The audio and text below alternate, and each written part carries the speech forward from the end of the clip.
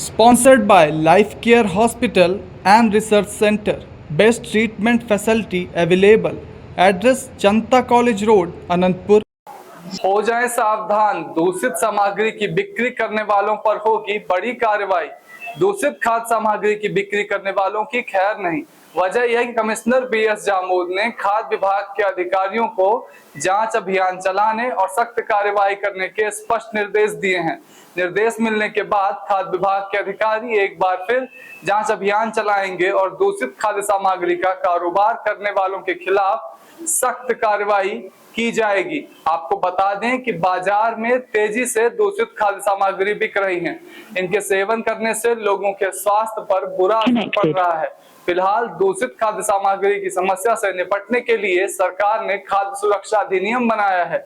इस अधिनियम के तहत मिलावटी और खुले में खाने पीने की चीजें बेचने पर जुर्माना और जेल भेजने की कार्रवाई हो सकती है। इस संबंध में खबर आप तक ने संभाग के मुख्य खाद्य सुरक्षा अधिकारी अमरीश दुबे से विस्तृत बातचीत की है। उन्होंने क्या कुछ कहा है, आप भी सुनिए। कुछ ही दिनों में नवरात्रि का पर्व शुरू हो जाएगा, उसके बाद दीपावली का त्योहार आएगा, साथ ही साथ शादियों का सीजन शुरू हो जाएगा। ऐसे समय में बाजार में दूषित खाद्य सामग्रियां बिक्री शुरू हो जाती हैं और उसकी तेजी से बिक्री होती है। लोग ज्यादा मुनाफा कमाने के चक्कर में दूषित खाद्य सामग्रियां बेचना शुरू करते हैं। शासन द्वारा खाद्य सुरक्षा अधिनियम लगाया गया है, लागू किया गया है कि जो इस तरह की दूषित खाद्य सामग्रियां बिक्री करते पाए जाएंगे उनके खिलाफ कानूनी कार्रवाई की जाएगी, यहां तक कि जेल भेजने की कार्रवाई होती है। पर कई बार ऐसा होता है कि इस अधिनियम का पालन नहीं हो पाता। इन तमाम सारे मुद्दों को लेकर के आज हमारे बीच मौजूद हैं मुख्य खाद्य सुरक्षा अधिकारी अमरीश दुबे जी। उनसे जानकारी साझा करेंगे कि शहर में या पूरे जिले भर में इन दूषित खाद्य सामग्री बेचने वालों के खिलाफ क्या कार्रवाई होगी या आपकी प्लानिंग क्या है। साहब, आपका बहुत बहुत धन्यवाद।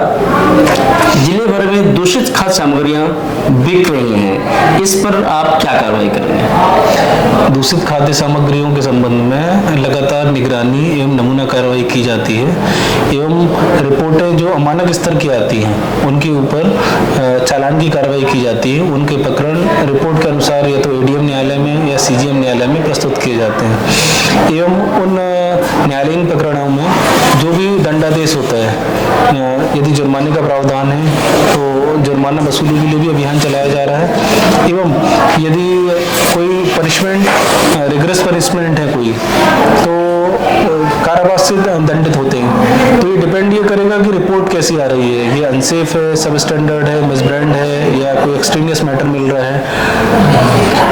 देखिए, आगामी त्योहार के दृष्टिगत रखते हुए कार्रवाई के संबंध में अगर पूछा जाए तो ये कहूँगा कि कल संभागीय कमिश्नर रीवा के द्वारा इस संबंध में मीटिंग भी आयोजित की गई थी और हमें निर्देश दिए गए हैं कि आगामी नवरात्र एवं दीपावली को दृष्टिगत रखते हुए संपूर्ण संभाग में समस्त जिले में एवं समस्त जिलों में संभाग के खाद्य सुरक्षा प्रशासन के द्वारा विशेष अभियान चलाया जाए, जिसमें दूध एवं दूध से बने हुए पदार्थ, जिसमें मावा, पनीर, दूध एवं मिठाइयाँ हैं, इनकी जांच विशेष तौर पे की जाए। साथ ही साथ जो हमारी मोबाइल टेस्टिंग लैब है, इससे अधिक से अधिक मौके पे जो नमूने जांच की कार्रवाई की जाती है वो की जाए एवं लोगों को मिलावट के संबंध में जागरूक करने के लिए जागरूकता अभियान चलाया जाए। तो इस संबंध में हमारे द्वारा एक कार्य योजना तैयार की जा रही है जो नवरात्र से जिसका प्रभाव आपको दिखाई देगा।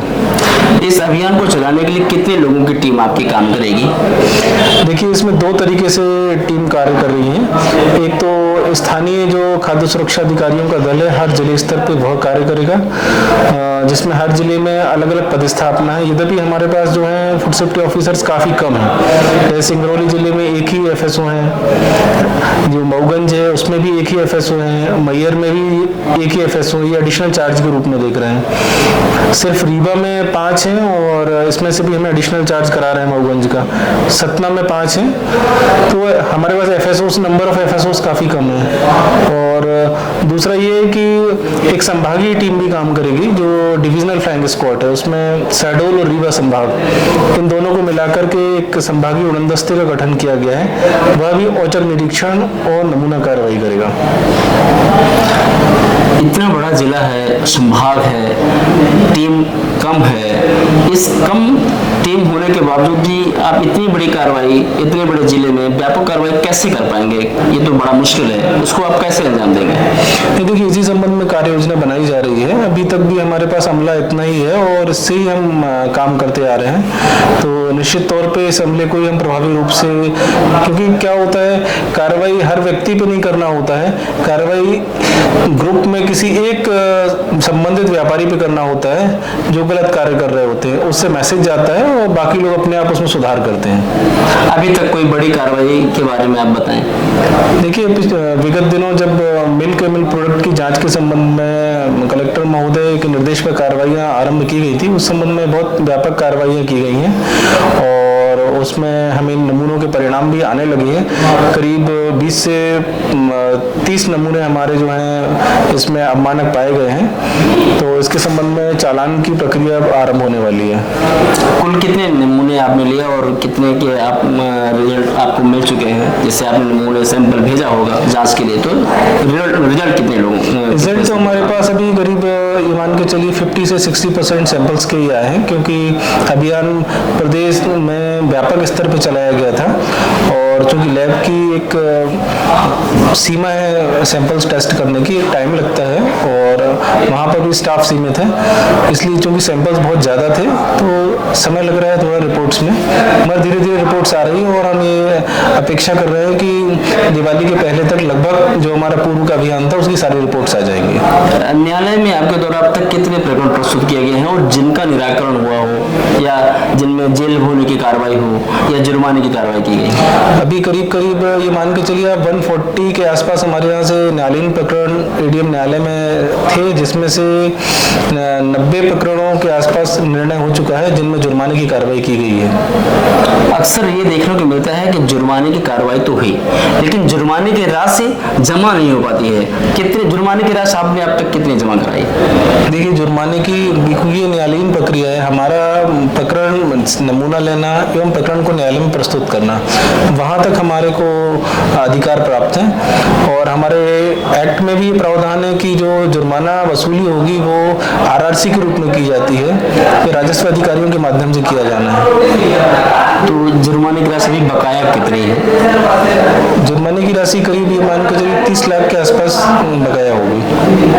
अच्छा, ये वर्ष 2024? नहीं, पूर्व से अभी जो लंबित है कुल हम आपको जानकारी दे रहे हैं, तो वसूली भी इसमें ये करीब 30 से 35 लाख रुपए के आसपास वसूली हो चुकी है और अभी 30 लाख भी बकाया है। अच्छा, जिनकी जुर्माने की राशि वसूली नहीं हो पाती उनके खिलाफ क्या कार्रवाई करें? उनके ऊपर ये रेवेन्यू अधिकारियों के द्वारा सीलबंदी आरआरसी के अंतर्गत कार्रवाई की जाती है।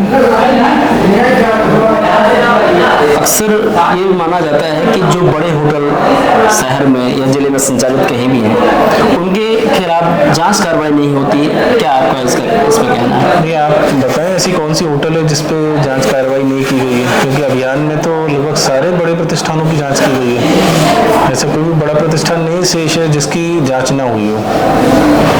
अभी किसी बड़े होटल के बारे में जहाँ जांच कार्रवाई आपने किया हो और वहाँ कोई कमी पाई हो गई हो, आपने कार्रवाई की, उसके बारे में बताएं।